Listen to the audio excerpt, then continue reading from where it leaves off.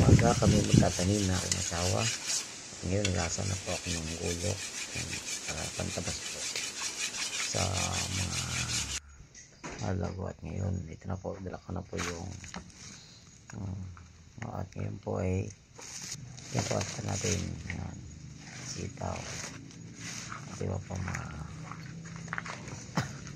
ano din, balingid din po yan, no? At naglalakad na po kami. Ayan, punta na po kami sa bundok na kung saan kaya pinagtatanim mag-asawa.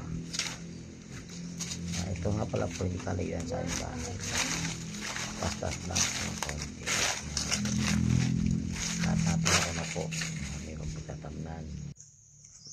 Ito mga asawa, naglalakad na po kami. Ito nga po,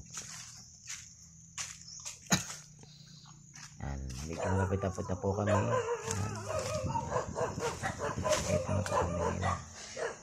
Medyo makapapuro din po ang palakad. At ito po kami tatamnan. At ngayon po ay nagsimulan na po ako ng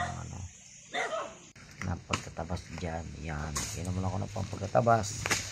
Yan, habang ako pagtatabas, ang asawa ko po ng nag-iipon po ng aking tinabasan. Ano po, hihila po niya sa tabi. Talagang medyo may titan rin po ang panahon niya, ang araw po niya. At talagang makakawang na rin po kung asawa po yung ibang tubig. Yan. At ngayon pala, may pahang muna, shoutout muna sa aking mga followers. At ngayon ay kami naghukay na ng natam na ng saging. Yan, okay. Ito na po ang aming lalagyan saging. Yan, tatabo na po namin yan. Ito po ito papakasawa. Okay. At next ay tanim ulit po tayo ng isa pang saging. Okay ulit po tayo doon sa banda-banda na konti. Yan. Bukay natin yan. Dito na po yan. Dito po natin lalagay yung sunod pa natin ng saging. Yan. Okay na po, ilagay na po natin. Ayan. At yan.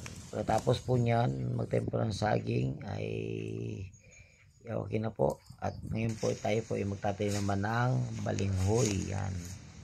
Dito ko na po yan, yung tataman po ng balinghoy. Yan.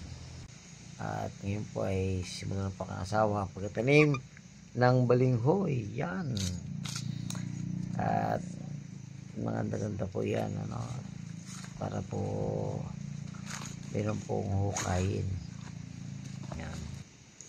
At medyo marami-rami pong balinghoy yung aming pong tinim dyan noong araw na iyon. At talaga namang kahit mainit ay yakang-yaka po. So ito yung po aming po trabaho. Hanggang doon po.